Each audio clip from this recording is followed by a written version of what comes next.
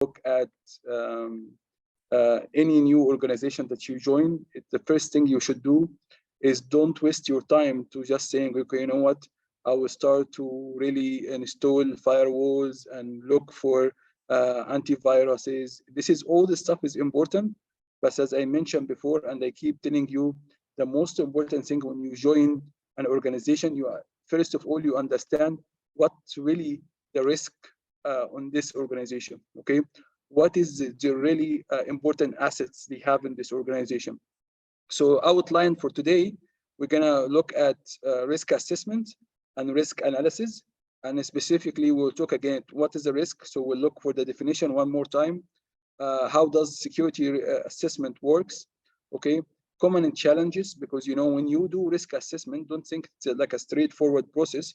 Okay, even when we do risk analysis, it will also follow some challenges. So we'll talk about these challenges. We'll talk also about security risk assessment model and IT risk assessment procedures. Okay, guys. So this is the topics for today. So let's go and quickly, and as I mentioned before, okay, so what is a risk assessment? And this could be a questions in an exam, or it could be a question in interview. So you really need to know what is risk assessment. So risk assessment is all about, or cybersecurity is all about, understanding, managing, controlling, and mitigating the risk. So this is basically your main job inside any organization. So inside any organization, the main job that you will do is to reduce the risk. Okay, what we're trying to reduce the risk from, reduce the risk of cyber attacks. Okay, so this is basically, there is bad guys out there. They wanted really to cause harm to your organization, or to cause a chaos, or maybe to cause you financial loss. And what you really need to do is to protect and mitigate the risk of cyber attacks. This is all what you have. Okay, so where exactly I should reduce the risk? And here is they are mentioning clearly here that it's your organization critical assets. Okay, how would I know about my critical assets? The only way that you can know about your critical asset within an organization is basically by interviewing and asking managers. Okay, so interviewing, surveying, talking to IT guys, talking to business guys. This will only make you understand the big picture. So the big picture saying, okay, I'm working for a hospital. What is the important critical asset for the hospital? They will say maybe the patient records is the most important asset for us. Maybe the pharmacy controlling system, or maybe the pharmacy, they said inventory system is the most important thing. Maybe they will say the name and the contact of the doctors is the most important thing, the database that we have the doctors and communication links on top of it. So this is where you're gonna get from interviewing the business owner or the IT guys. So this is the first step, is to understand the critical asset. Okay, to get started with a risk assessment, you need to answer 3 important questions. So always when you think about risk assessment, okay, I'm gonna start now. Initially starting my risk assessment, so I need to do 3 things. First of all, what is my assets? Okay, what is my threats, and what is the vulnerabilities in this assets? Remember, I told you there is a very well-known world leaders. His name is Sun Tzu, and Sun Tzu said that okay, in order to go in a battle and win this battle, okay, you need to know yourself and you need to know your enemy. If you don't know yourself or the enemy, then you will lose in every single battle. So we don't want to be in this position. We need to really understand what we have as an asset, what we have as an vulnerabilities or weaknesses, what we have as a strengths areas, and also we need to understand the opponents, which is the threats. And that's why, inshallah, next week I will start to talk about threats and how we can catch the threats by something called indication of compromise. And we'll look also about something called threat intelligence. So inshallah, from next week, we'll talk about different topics, which is really, we focus in these topics about defending our infrastructure. And defending our infrastructure was really about finding the assets, finding out the vulnerability using vulnerability scanning. But we really talked about the threats. The threats, there are different type of threats actor, there's different type of threats vectors. And we talked about all this stuff, but we didn't really go in details how to find threats, how to do threats modeling. So next week, inshallah, we'll start the new course It's really in the first week, I think it's really focused on the threat modeling and threat actor. So, but again, the most important thing when we decided the best way to protect a company assets is basically by conducting risk assessment. And the question that you need to answer here, what are the organization critical information technology assets? So this is the first questions, okay? The data whose exposure would have major impact on our business, which data is really important for our business, so we understand the assets. When we say assets here, we mean information assets. So we look at hardware, software, operating system, application running on this operating system, and then the data that runs over this application, or we use in this in the day-to-day basis. Okay, so if we have, for example, a database, okay, full of our customer credit card numbers, this is our very critical, important data. Okay, what will happen if this data been exposed or been breached? Okay, so this is the data whose exposure would have a major impact on your business. So maybe when someone breach your database, it will cause a financial loss for you, because now everyone who used to have his client who has a credit card number here, he will come after you and say, you know what, I lost my credit numbers because of you, because of this data breach. Maybe you would be falling under laws and fines because you didn't really, you failed to protect the organization assets. So this could be also another kind of major impact on you. Maybe also there is intangible impact, which is basically something like, you know, your reputation in the market will be bad. You will lose customer confidence. You know, you will not getting new business, new customers. So all of this, guys, is one of the major impacts in business when a data breach happen or exposure of confidentiality happens. So this is all what the first question should be. So the first questions really about when you go to any company, really try to understand where is their data is. Okay, is it their data in on premises, on the cloud? Okay, how many instances they have in the cloud, like how many server they have in the cloud. Okay, what kind of networks they have in the cloud? Do they have a private network, or they have a public network?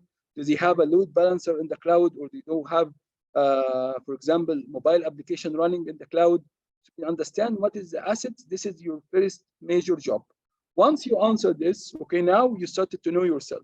Okay, the next thing that you should ask yourself, what are the top 5 business processes that utilize or require this information? Okay, so you are not looking at the business. So you're not looking at the data here. So the data we already, and the information asset we really talked about in the first question. The second question is saying, okay, now I wanted to know who is accessing my data, who is relaying on this data on a day-to-day basis. Okay, so you need to say, okay, let's say that you have a sales team. Okay, you have maybe marketing team, you have HR team, you have the CEOs, and you know the C-suite team. Okay, who's accessing the data? Who is relaying on this data, or who is relaying on this system in a day-to-day basis? So as you say, you know what, in banking, there's something called, you know, online banking. So the online banking, your customer using it, and maybe your sales team are using it. Okay, and now also we have treasury system. The treasury system, you know, the C-suite is using it. Okay, we do have another system for HR. The HR is using it. So now you started to understand the business environment, and that's why, if you guys remember in NIST, when we talked about NIST CSF, which is critical infrastructure, we talked about, okay, you need to understand assets, you need to do an asset inventory, and also you need to understand business requirement, and you need to understand business environment. Who is using this data? Okay, how do you relay on this data on a day-to-day basis? What happens if this data is not available? So this is will be your second question, understanding the business environment. And lastly, you should understand the threats to this data and the vulnerability. So what threats could affect the ability of this business function to operate? Okay, what happens if we have a denial of service? What happens if we have someone spoofed one of our accounts? What happens if there is an integrity issues? So you start to understand, because you know that we have defined the threats in so many occasions. So can someone tell me what is the threats is all about, guys? threats. Exam the day after tomorrow, threats. Threat, any kind of a surface or you know, like an attacks that will might occur. We have to, you know, like mitigate the risks as much as we could, the surface of the risk, so we don't have many threats. And I believe threats that anything will harm the information or something like this. I will give you a quick reminder, guys. I have said it before and I keep telling you, remember what is the threats by the, remember the example that I gave you a long time ago. I told you, okay, and the example that I gave before, that's threats. Let's say that you have a house, okay, and this house does have a lot of very expensive stuff, so jewelry, money, you name it, okay. So this is my house and it has very important assets, okay, and I have guys out there, okay. He wanted to steal my house, okay, so really he wanted to harm me, okay. So anything that can pose a dangers or can harm us is a threat, okay. This is in reality. So if you have someone who wanted to steal your house, a thief over here, okay, so this is a threat. Why? Because he can pose or can harm us by stealing our very valuable assets. Take this example to our really what is technology is all about. Threats here is anything that cause harm to our confidentiality or integrity or availability. This is the easiest way to remember what is the threat is. So if you have someone wanted to steal your money, this is a bad guy. He wanted to cause us harm. He wanted to steal our very hard-earned money. So this is really someone who wanted to cause us harm. Okay, so this is in reality. In a computer system, anyone that can cause harm to our confidentiality, integrity, availability is a threat. Okay, guys? Do we understand this? Now it's clear?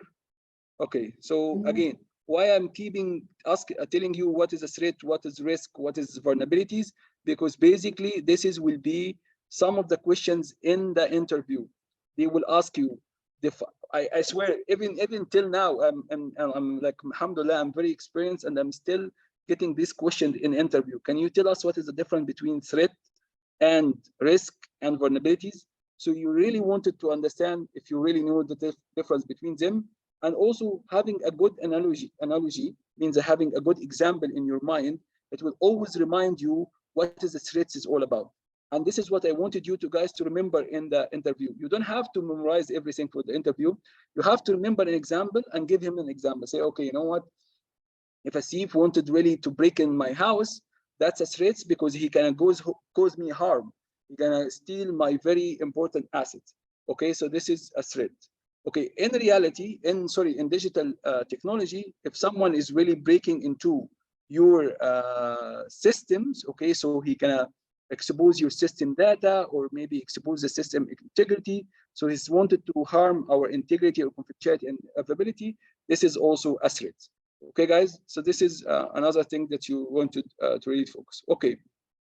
Once you know what you need to protect, you can begin developing strategy. So now I understand that now what kind of business environment I'm working at, what assets I have.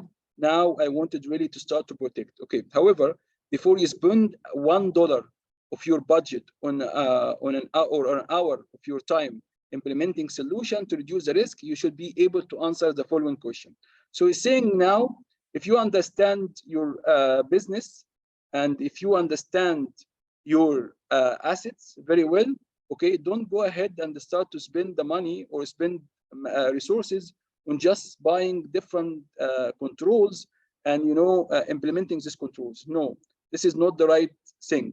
The right thing is to find what is the most highest risk in my organization, and then I would really allocate money and resources to fix this risk.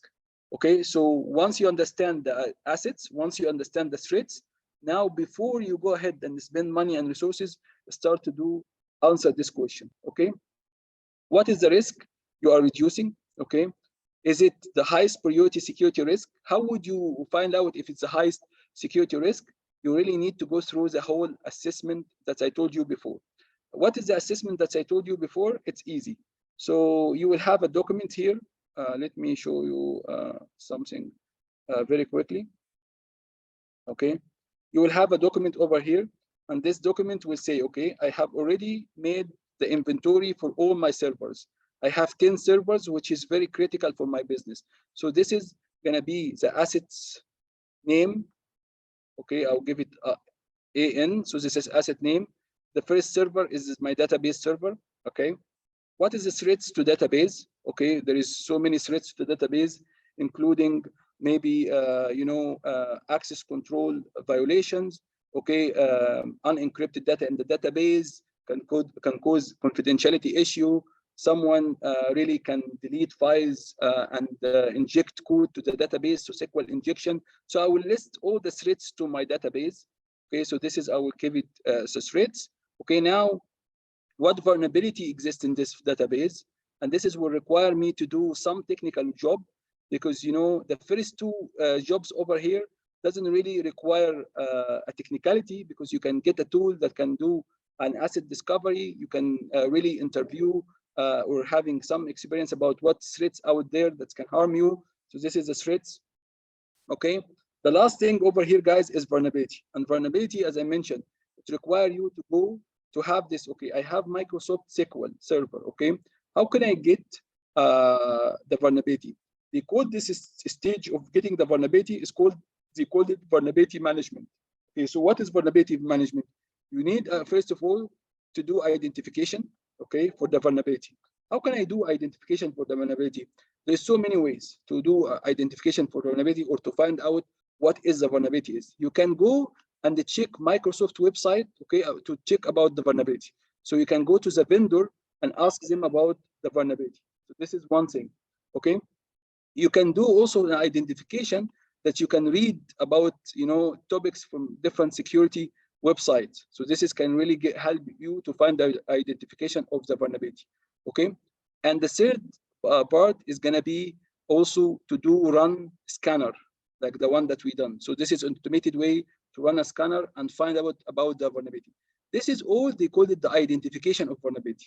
Once you find a vulnerability, usually when you find a vulnerability using a vulnerability scanner, or even by a vendor website, it will give you a score for this vulnerability. And the score is an indication how serious is this vulnerability is. So the higher the score, the more severe is this vulnerability is. And the higher this, also if the vulnerability can be exposed or exploited from remote location, it's also gonna make the vulnerability is also having a higher score. So once we get the score, we have all these three areas, okay, which is assets, threats, and then vulnerability. We find our vulnerabilities, and then now we can say we can have one column here for the impact. Okay, what is the impact? Okay, if I lose this assets, okay, if I lost my database, or if someone managed to really do a SQL injection against my database and he deleted this database. For here, you can say the impact. The impact, you can say its impact is high, okay, or low, or medium, according to what database you have, and also criticality. How it's critical, exactly, the impact level, as Naif saying. How can you determine the impact? Because you cannot say, you know what, I determine this as a high impact. Again, we'll go back to this slides. You really need to understand each one of your assets, okay, and the major impact if you lose this asset, the major impact on your business if you lose or you have any issues with this asset. Who's gonna tell you the impact on business? Basically by sitting with the business owner, and basically by sitting with the information, or the asset owner. Okay, guys. Once you have all this equation, now you can come up with a score. The score can say, okay, you know what, this is a very high important asset for the company. Okay, the threats are high because there is so many vulnerabilities also, and these vulnerabilities are exploitable, and the score is high for this specific vulnerability, and the impact of losing this asset is high. So this will give it high. Okay, high is we reach the word high, the impact high, or the risk is high here, guys, after we do a qualitative search here, and I will explain what is a qualitative and quantitative in one thing, but just what I have done is just qualitative. I have already, I will explain what is qualitative in 1 second, but just give me 1 second. So I can say either the risk is high or low.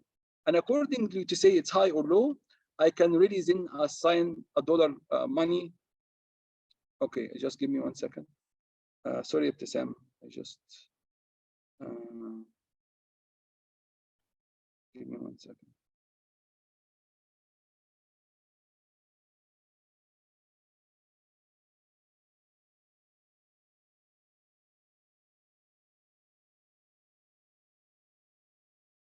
Okay, so inshallah we'll record soon.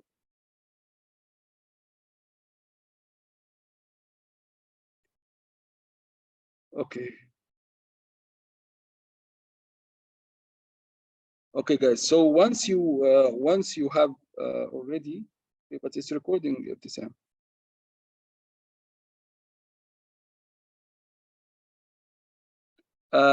Yes, Naif is saying that we also, when we do our also master degrees or maybe PhD, you guys are doing also qualitative and quantitative methodology to do a research. But what is really qualitative and quantitative research? And what is really qualitative and quantitative? I just wanted to explain it, but in the right time. So just let me go through this, and I will explain what is qualitative in 1 minute exactly. Okay. So first of all, we already have this nice list about the threats, assets, vulnerability, impact, and now we can say, you know what, our risk is high or low or medium. This is what we call it qualitative.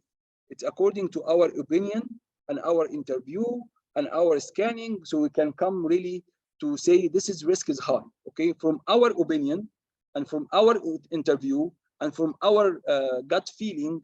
We're saying, you know, if we lose this database, we're really gonna be in a big trouble, guys. Okay, so this is a qualitative, okay, but most of the business, okay, they wanted also to have a money included in the risk assessment. What we mean by money here, guys? Okay, now I know the risk is high. Okay, the second question that you really need to ask, let's say that we agreed that the risk is high. Okay, so I know the impact on me if this threats compromise my machine or compromise my database is high, and now I will be in a big trouble. Okay, but the business also wanted to understand another aspect. Okay, how much the countermeasure, okay, will cost me. Okay, so they wanted really to understand how much we will pay. Okay, you said this is high, so we really need to do something about it, right? We really need to reduce the risk because this is your main job. So in order to reduce the risk, what will happen, you're gonna say, okay, you know what, we need a firewall, we need web application filter, we need a new antivirus, we need maybe encryption for the hard drive. So this is all technology solution. It will cost me money. The business wanted to really know how much it will cost them. So this is, I would say, the cost of control. Just I wanted you to focus on this, because the cost of the control, okay? And they wanted to know one important factor. Let's say that one of these threats exploited my database, okay? How much I will lose? They wanted to answer this question, how much I will lose? So we agreed there is a qualitative way to assess the risk or to analyze the risk. We mentioned that we said it's high or medium or low. And now the business also asked you to look for controls. So they have an idea now how much is this control worth it. Okay, so this is, I just wanted to connect this together. So they now knows how much it will cost them to buy new antivirus. Let's say $5,000. Okay, so we'll say $5,000 here to buy a new controls. I just wanted you to focus on me on this. Okay, so how much it will cost us if there is a virus break? How would I know? Okay, and that's why we need something called now quantitative analysis. This is quantitative analysis. We need to really know the dollar sign, sorry, the money or the dollars amount that we will lose if the threats materialize or really exploited this application. So for example, I'm talking about virus break because it's easy to say. Okay, you will say, you know what? The way that I will look at the quantitative risk, I will say, you know what? The asset value itself, how much is this asset? How much is this database? Wallahi, the server cost me $1,000. The application on the servers cost me $1,000. Okay, I'm just simplifying. Okay, and you know the data on this server, it really worth. I will just give it a number: $300,000. Because if I lose this data, or someone really managed to exploit this data, what will happen is I will get a fine, which is around 200,000, and my customer will be upset. Okay, and then also in order to build this database again, it will cost me a man labor, which is basically a technical engineer to come to do the database from Google, 300,000. So the total now of the assets value is 302K.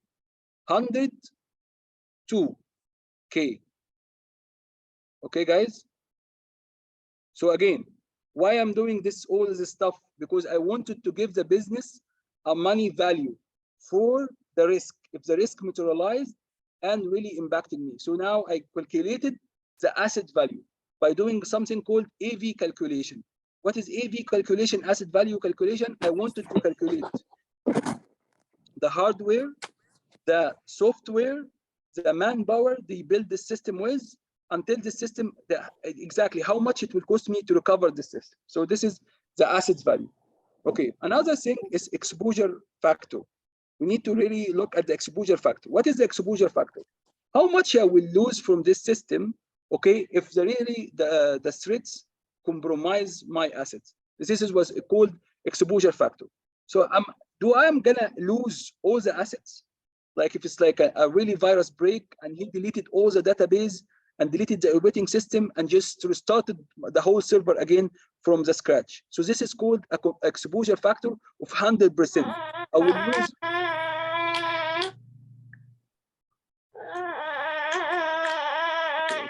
I think one of the babies doesn't really like the lecture so far. Let me find out who is the calibrate here. Is it you, Asad? Guys, I can hear some babies in the, I don't know, in the chat. I'm trying to find out who, so I can mute. See a lot of you guys muted already.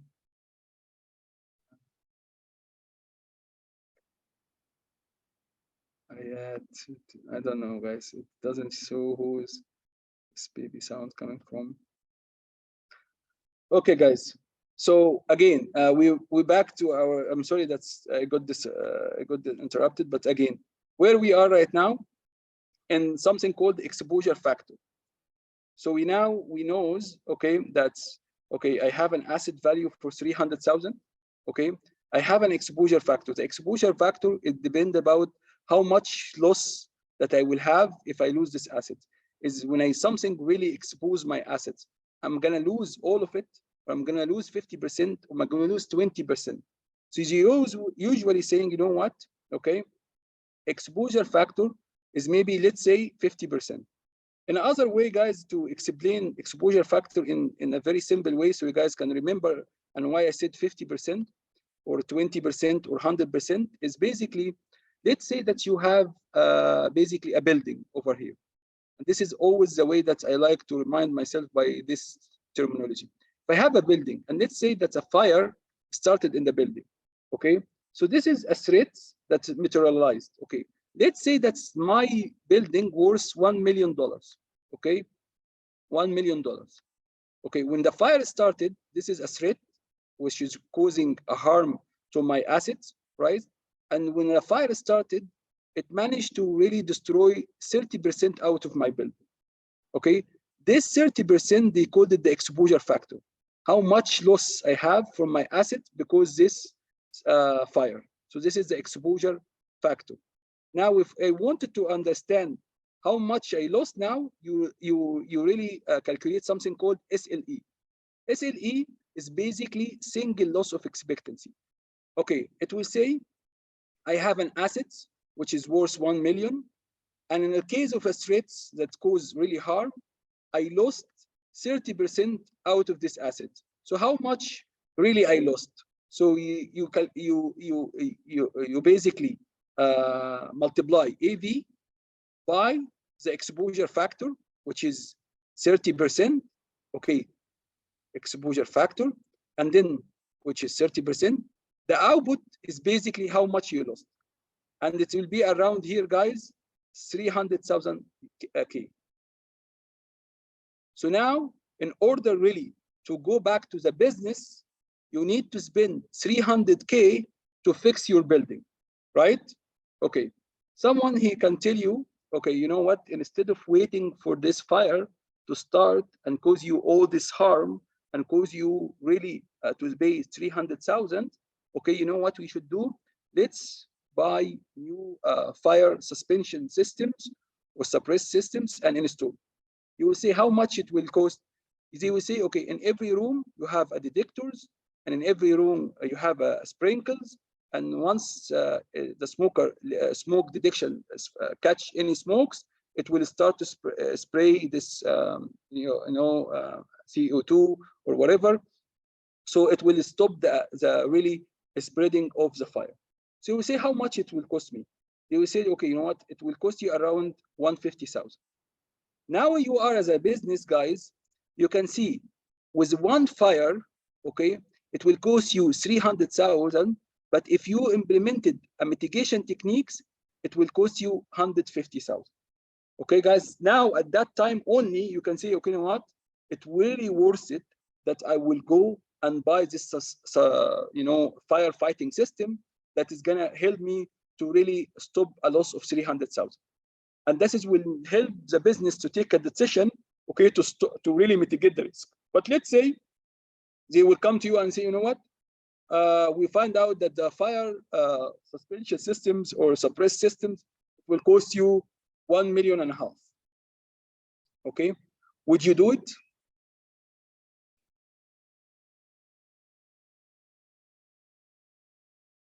No. Okay, I heard no. Who said no? Me, Hadid.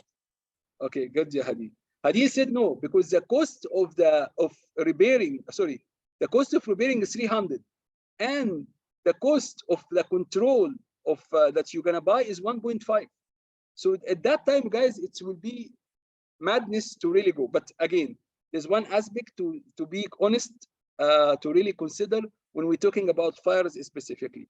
We have the human loss factor. Okay, if it's only the building here, that's fine.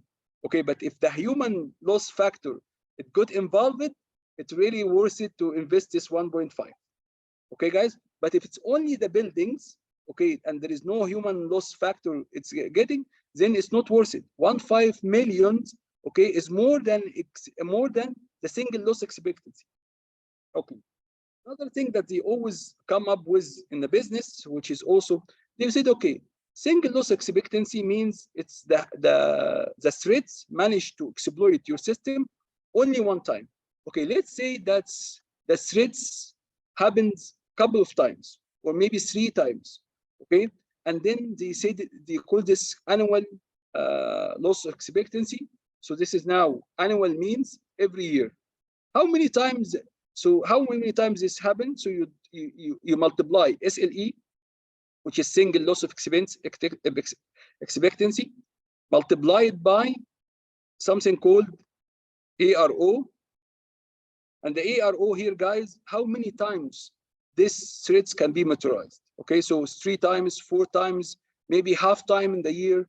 Okay, so usually it's a number here. So let's say that's last year. And how did we get these numbers, by the way? These numbers coming from, guys, from our experience. So in a such building, okay, in a such state, in a such area, okay, what is ARO?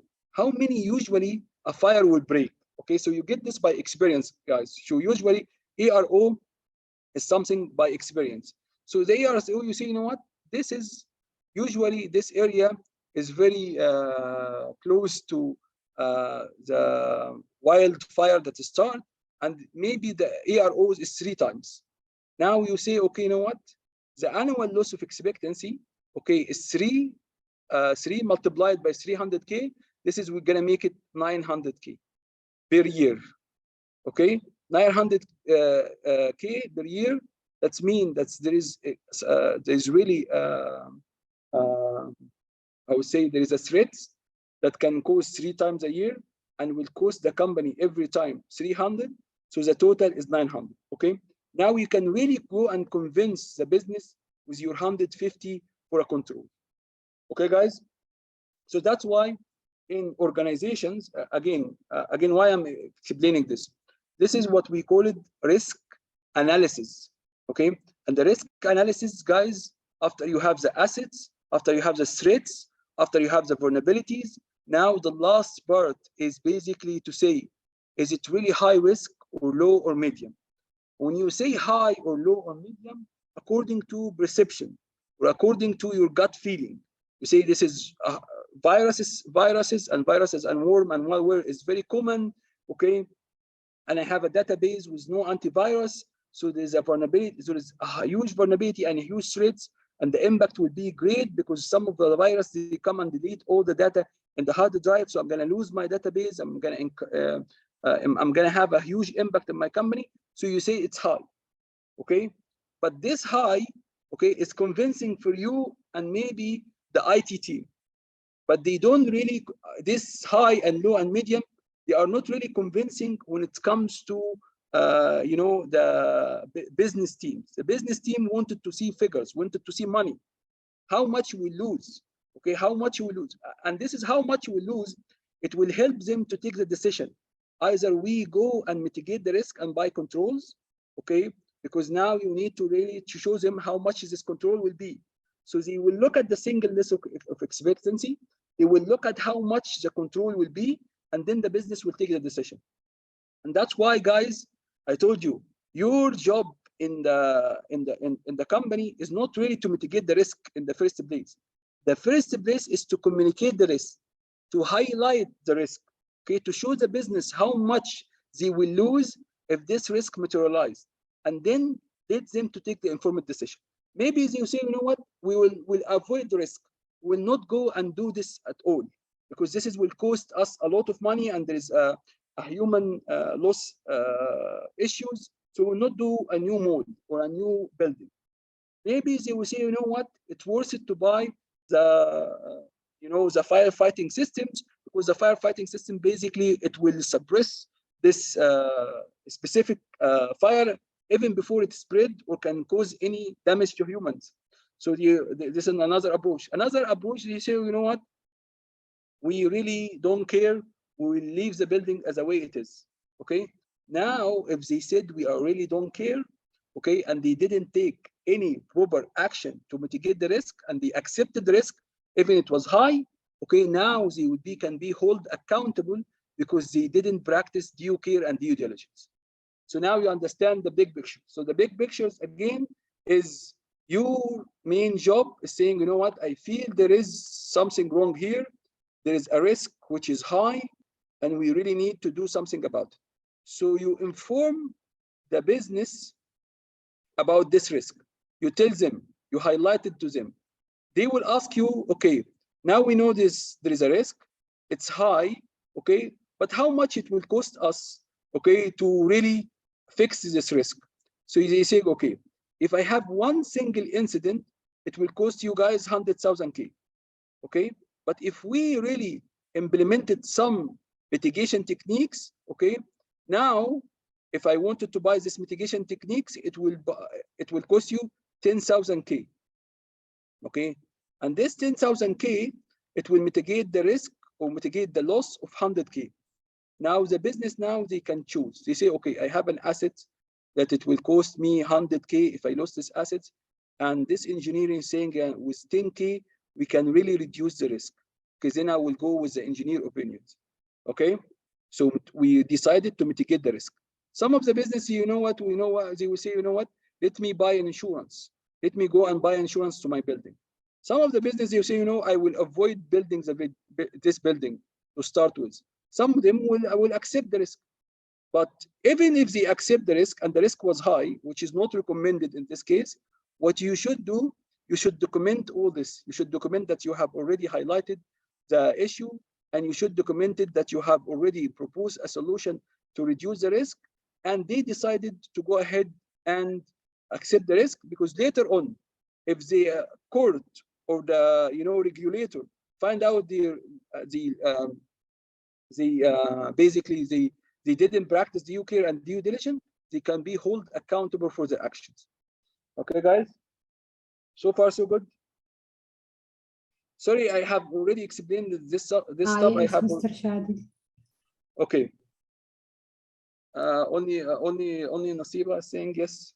How about the rest? Okay, guys. So one thing that you really need to understand also about quantitative approach, guys, can help the business to take a decision about basically what kind of controls we will buy or we will not buy according to figures, numbers. So it's going to be very helpful for the business. Okay. So again, what is a risk? What is the definition? Is basically the likelihood of a financial loss for an organization, whether it's high, medium, low, or zero. طبعا there is no thing called zero risk, okay? Because if you're conducting a business and if you're connecting your computers to the internet, there is always going to be a risk. Even if this risk is low, okay, there will always be a risk, okay? So again here, 3 factors play in risk determination, okay? Who's basically here, what is the threats is all about, okay? What is the vulnerability, how vulnerable is the system is, and how important is this asset? So this is another equation to look at the risk. So some of equation is saying risk is multiplication of threats, likelihood to exploit vulnerability. Some of the equation saying risk is basically threats multiplied by vulnerability multiplied by the asset's value.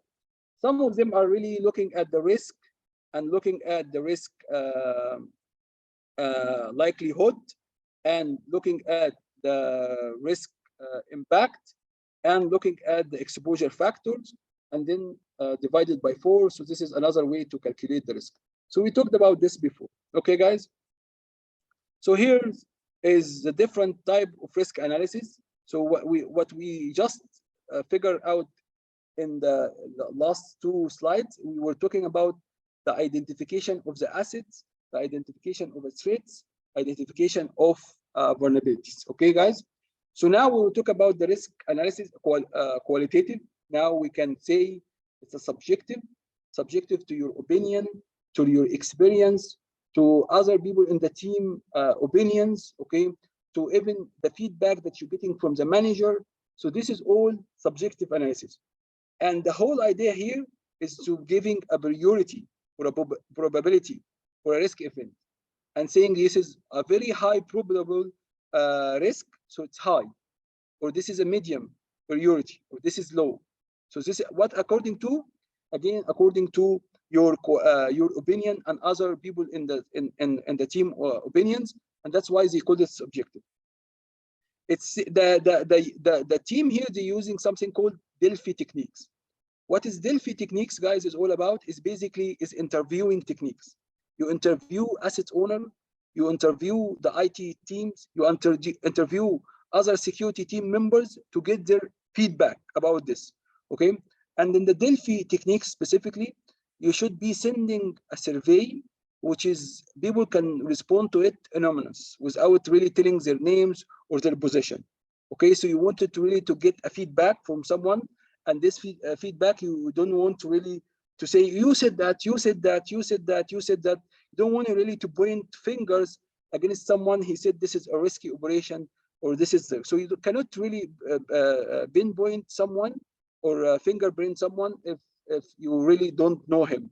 So that's why the Delphi techniques that are used in risk analysis is used that you send this surveys and anonymous, and you get the really the reply without knowing the person who sent this reply. Okay, so this is qualitative. Here, the quantitative that I just explained, guys, is providing a dollar value to a particular risk event. So you said if there's a virus break, you will cause this and this and that. Okay, how did you do it? by the calculation I told you about. There's something called single loss of expectancy, and single loss of expectancy is depend about two factors: the assets value and another factor, which is the exposure factor. How much I will lose if this risks manage to compromise the vulnerability. And again, the exposure factor, how do I get it? Because how can I say that I will lose all my assets or half of my assets? You basically, it comes from experience, and it comes from other people's experience. So you just can read a survey, how many companies they had a virus outbreak and how much they lost from their servers. Did they lose the hardware or the software, or they lost only the data and the hardware and the software is okay? They have to bring an engineer to build the whole system again. So the exposure factors, guys, coming from experience. Okay, guys, much more sophisticated in nature. A quantitative analysis is basically much more difficult, requires a special skill set. Why? Because now you really need to get everyone involved, because you wanted to really determine how much is the asset value. So the asset value, you need to really get the accounting to tell you how much they buy this hardware from and how much it was. Okay, because let's say one single thread really took your server down and you cannot really bring it up. So you need a new server. So how much is this server cost us? How much is the application that is built in this server? So the DBMs, okay, the database. How much is the license for Microsoft again, because I need to buy a new Windows, a new license. Okay, how much is worth the data here? Okay, how would I know the data here? So the data now you will get someone from the business. Okay, so you get someone from regulation, and sometimes, like for example, HIPAA, which is basically it's one of the regulator for how to protect the patient records. Okay, it's saying if you have a patient record and you failed to protect this patient record, for each single patient record that is going to be exposed or going to be breached, you need to pay $30.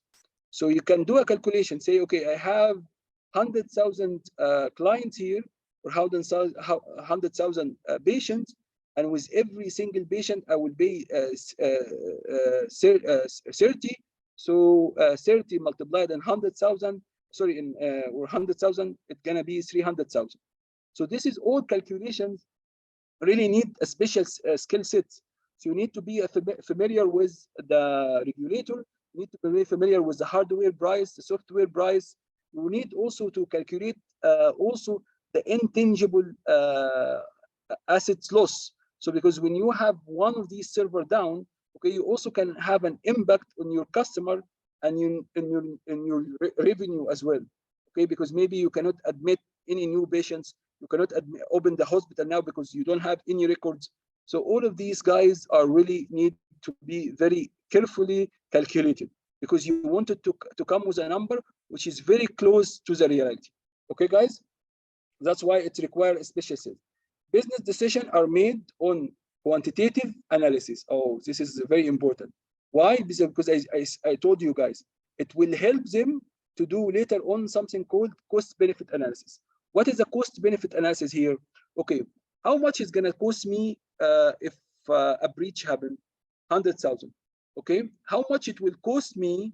Okay, if I buy the safeguard 10,000. Okay, so this is the cost-benefit analysis. How much it will cost and what is the benefits I will get.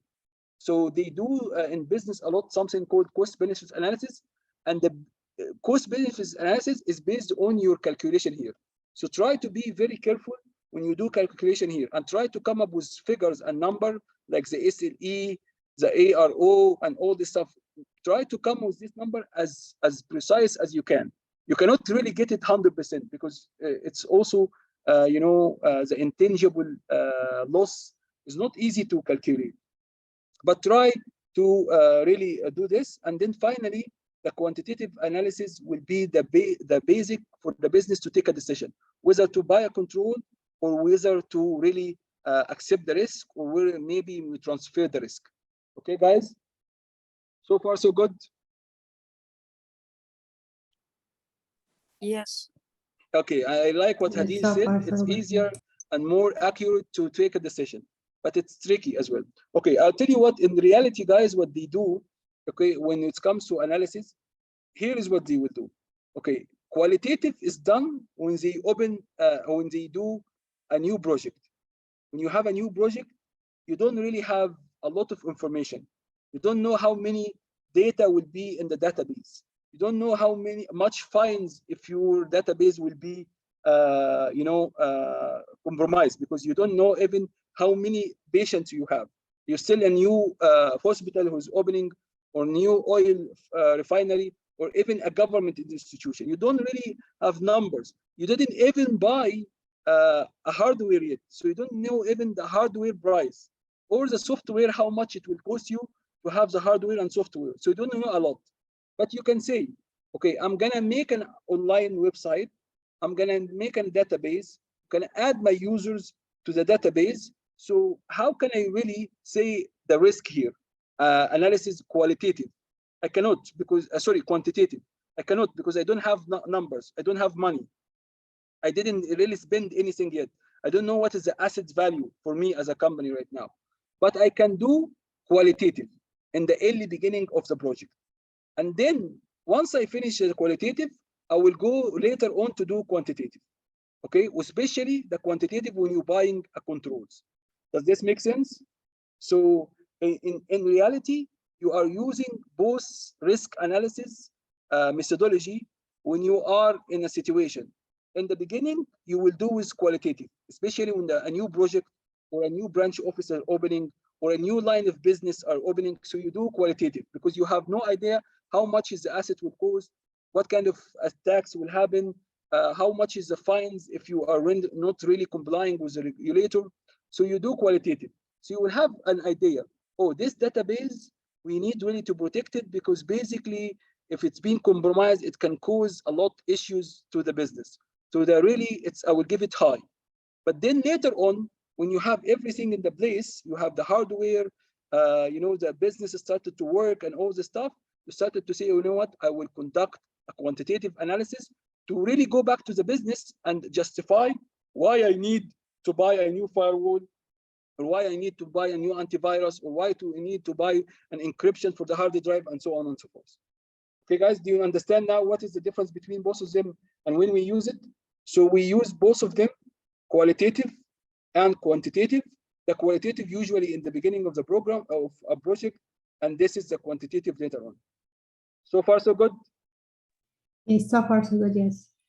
Okay, let's just move a little bit also to explain another thing, which is important, which is a list of how it looks like.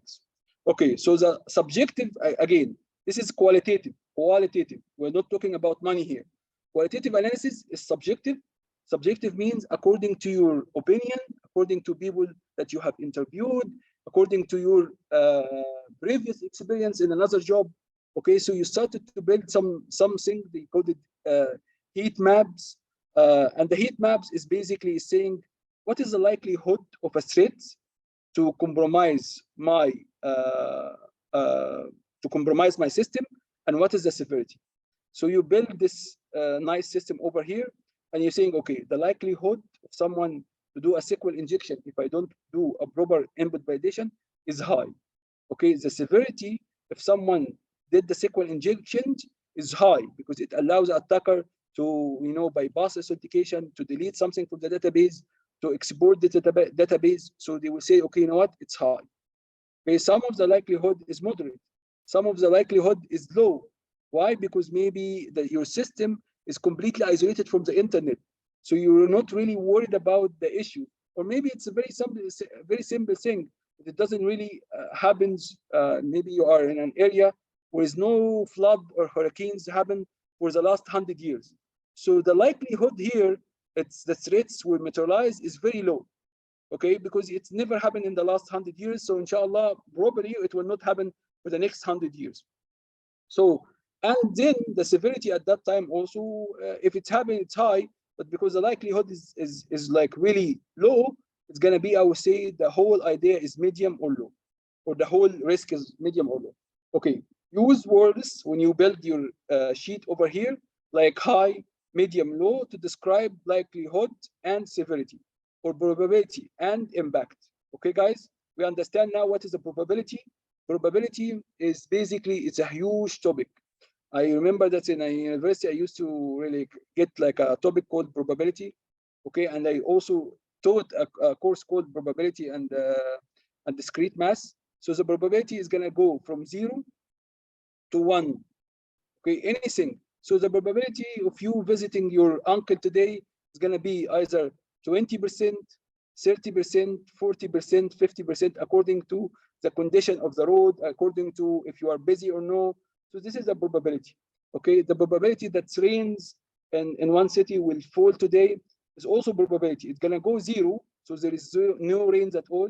It can be 100% if you can see the clouds and you know it's really heavy clouds and it's really dark. You can say there's 100% it's gonna rain. So this is the probability. Again, also in cybersecurity, we say, okay, if you have your database is connected to the internet, okay, there is no proper controls there. There is a high probability that someone is gonna do SQL injection against you. Okay, so this is high probability. And again, the impact, as I mentioned before, and I keep telling you, you cannot really determine the impact without an interview because you are not the business owner. So it's important to understand the business environment and understand the impact if one of these threats materialize or one of these threats really compromise my system. So this is the impact. So having both of them here, will be the initial thing that you do. Okay. Delphi technique is often used to get like objective opinions. Means that you really doesn't want to know who have said this opinion. So you can later know, say, oh, you said that. So it's like done anonymously, so no one can really knows who gave this opinion. Okay, guys. So far, so good. Any question about this qualitative thing? It's in the website, by the way, guys. We have. Okay, so I give you an example here. The qualitative risk assessment over here is identify significant risk factor, ask opinion about significance, display visually with traffic lights, grid, or similar method. So this is again it's called heat maps, okay, or even qualitative risk assessment. And again here they will say what is the risk factor. Okay, so the risk factor here is going to be you have a Windows which is legacy Windows clients, mean you have maybe some of your Windows machine in your network is running Windows XP or Windows 7 now. Okay, it's considered legacy now. Okay, so if you're running these Windows clients, okay, what is the impact? Okay, the impact is going to be medium. How would I get the medium? Okay, because there is a high probability that someone will be able to really compromise my machines. If it's high impact, okay, you can just say, you know what, it's medium, okay. Analyzed rate of occurrence, okay. Analyzed rate of occurrence, how many times this machine will be exploited. So this is going to be maybe high because you have Windows without updates. So there is so many opportunities for someone to exploit this machine. Cost of control, maybe you need to buy an antivirus for this, or maybe you need to buy an anti-malware, or maybe you need to replace this legacy system with a new Windows systems. So what is the overall risk here? It gives you this light. This light is red, means it's high, and this means that you really need to do something about this risk. So maybe you need to update all this machine to Windows 10 or Windows 11. This is going to also cost you money. Okay, but how much is the money is versus what is the impact on your system? Okay, guys. So far, so good. Yes. Okay. Again, over here, if you guys allow me, quantitative analysis, more experience required than qualitative. Now we are not taking opinions. You are taking figures and numbers, involve calculation to determine the dollar value associated with each risk event. Okay, business decisions are made on this type of analysis. So this is important to remember that usually business will look at both, but this is where they will really focus, because really this will allow them later on to do what I told you guys to do, something called cost benefits analysis. Okay, cost benefits analysis, how much it will cost me to buy a control, and what is the business, and how can I mitigate the risk. Okay, because the business are always looking at something called ROI, and ROI is return of investment. I will invest 100,000, okay, in a control right now to buy a firewall, to buy a new antivirus. I will spend 100,000, okay? What I'm getting was I spend the 100,000. Did I really mitigate the risk for this organization for antivirus break? Okay, okay. What if a virus break happened in my company? How much it will cost me? Okay, so they compare the investment they put against the cost. Okay, they will incur if an attack happens, and then accordingly they decide to go with the cost, or maybe to buy an insurance, or to avoid the whole operation. Okay, goal is to dollar value of the risk and use this amount to determine what is the best control for a particular asset. What we mean by this, guys, maybe you can find a control which is really 100,000, but you really now at that time, the business will say, you know what, we don't have 100,000. Go and look for another control with a cheaper. So you say, okay, you know what, I find another antivirus. It's really had a good reputation. Okay, it's not 100,000. I found it maybe from another country for 500, for maybe 50,000. Okay, so now you can really say, okay, you know what, I have 3 solutions, one for 100, one for 50, and one for 25. But I really say that the one of 100 is the best. It will give us the best protection. But the one of 50 is really not bad. So you can really choose the best control for a particular asset, and then it will allow them to do the cost-benefit analysis. Some of the terminologies that you need to really understand and really need to, it's easy for you to remember it by examples, okay? Because it could be a question in interview. It could be a questions in the exam that will take place in 2-3 days. And it could be a question in Security Plus when you go for the exam, inshallah, later on. When we talk about quantitative analysis for formulas, these are the things that you need to remember. So asset value, we talked about asset value. So this is a dollar figure that represents what the asset is worth. But again, guys, this is not just the hardware. This is the hardware, the software, how much it will cost you to build the software again, how much data exists in these servers. So this is all considered as the asset value. So don't just look at the asset value from the hardware and software perspective. Okay, another thing, which is I talked about before, exposure factor. So this is a percentage. The percentage. Remember, it was a fire example. How much percentage of this building will be lost in case of fire? So this is how you look at exposure factor. And this is the percentage of loss that is expected to result in the manifestation of a particular risk event. So manifestation is like something taking place. Okay, if one of these risk of virus breaks took place inside my system, how much damage they can cause? They can take 10 machines down. They can take 50 machines down. Okay, how many machines I have? 100 machines. If they took 40 machines down, that they mean the exposure factor here is 40%. Okay, guys? So far, so good. Exposure factors.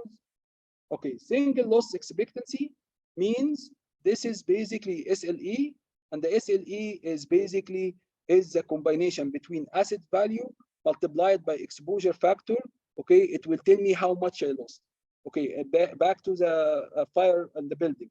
If I lost 50% of the building, and this building was $500,000, that means I will multiply $500,000 multiplied by 50%. I will get the single loss of expectancy. I lost half of my building, so I lost 250,000 when this basically risk materialized. Okay, guys, and this is all calculation. It could be try to make it as realistic as possible. Okay, yani do your best to do the asset value, do your best to find the exposure factors. Okay, and the exposure factors, as I mentioned, it comes from your experience. It comes from also research on the internet to understand what happened if these attacks happen. What usually is the exposure factors in denial of service? What usually is the exposure factors of virus breaks? And you will find these numbers already. Okay, guys. And then we have single loss expectancy, and the related term for it is annual loss expectancy. And the annual single loss expectancy that you have one fire per year that's happened. Okay, what if they were 2? What if it's 3? Okay, so then at that time, guys, we really calculate something called annual loss of expectancy.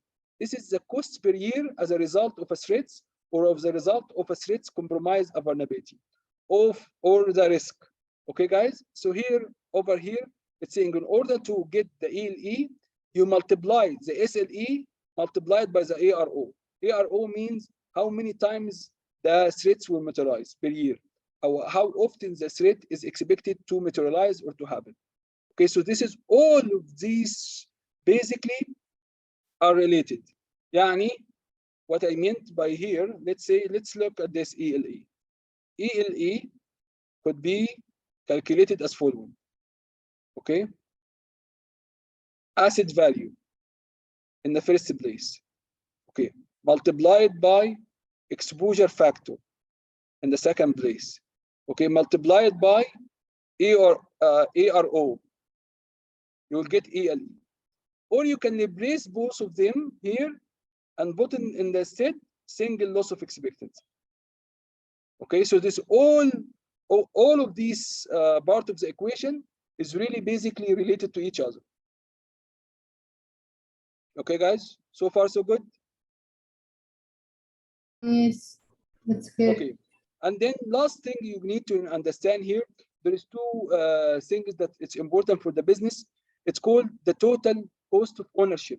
What we mean by really the total cost of ownership means now that you are really giving the business an idea for control. You say, you know what, I need a new antivirus.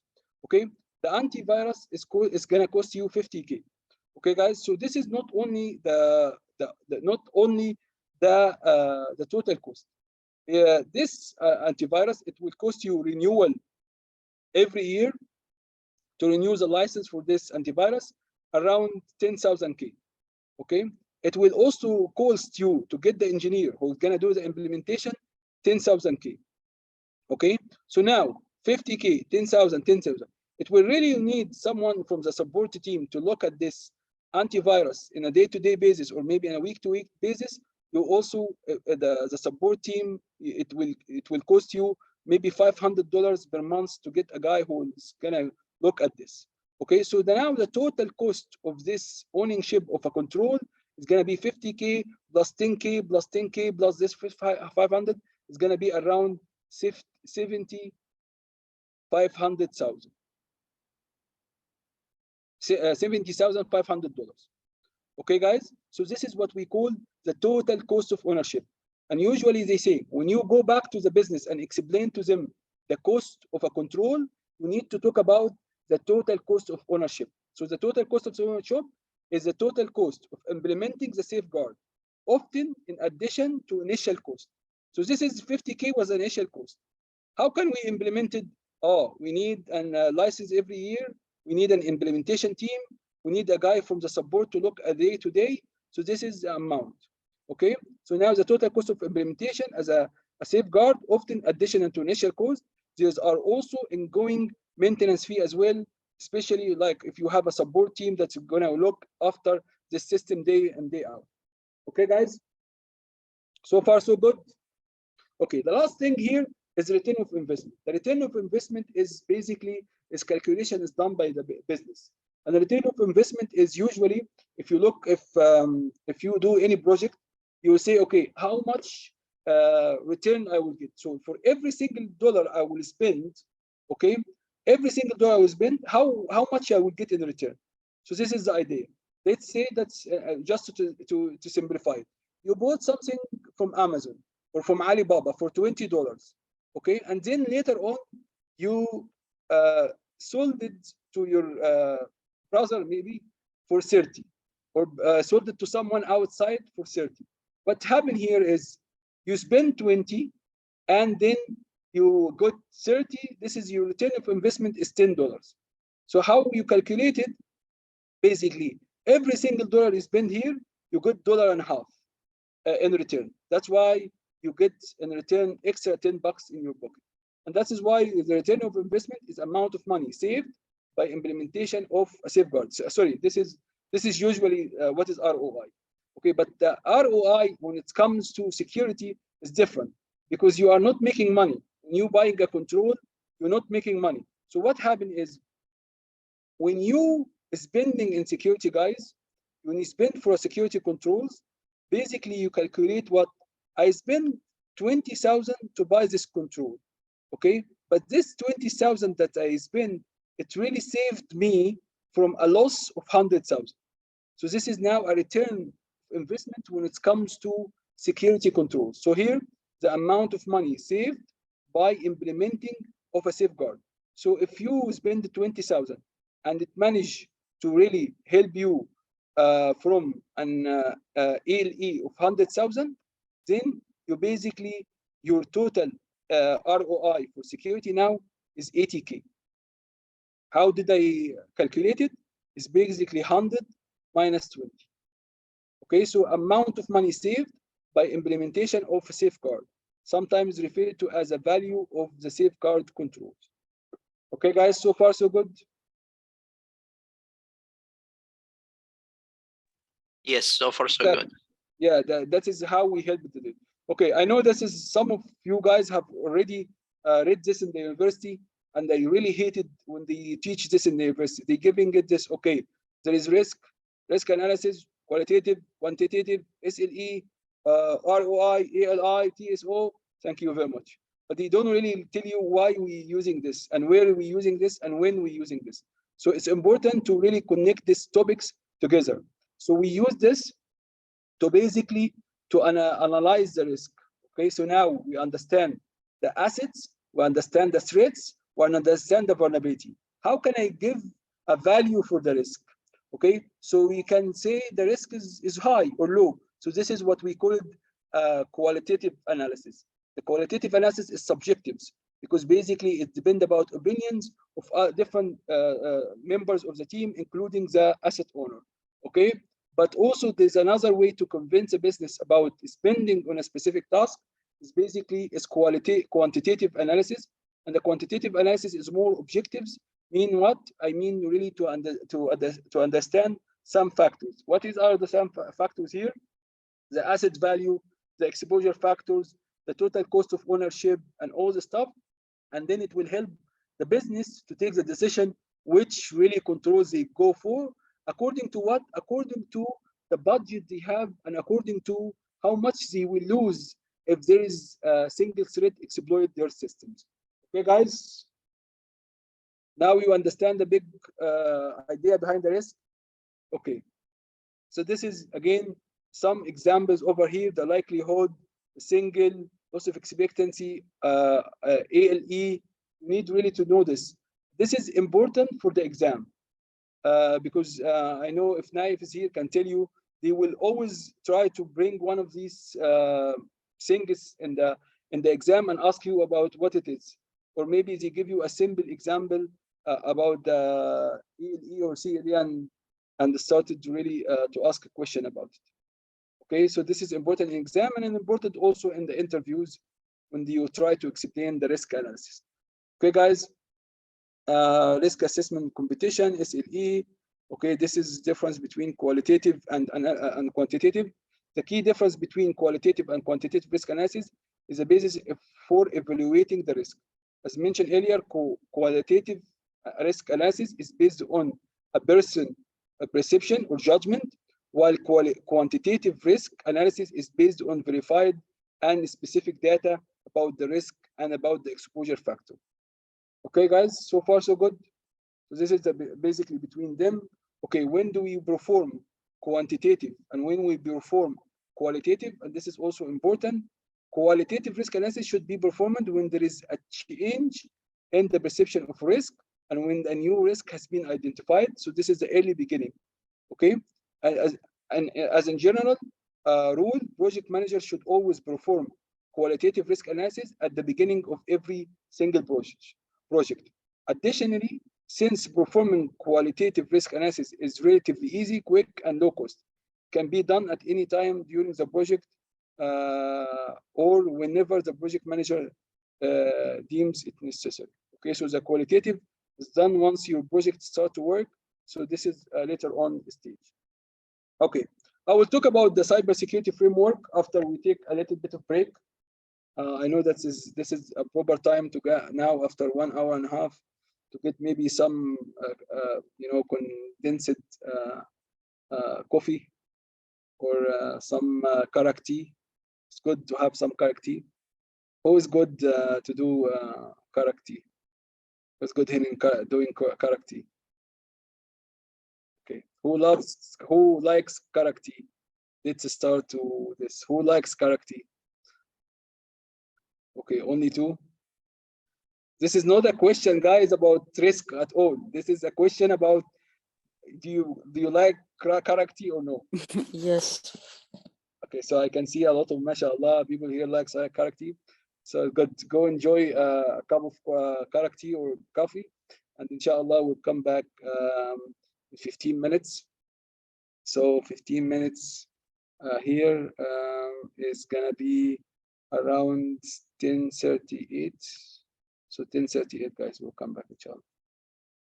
Okay, nice to have you, and enjoy your karak tea break.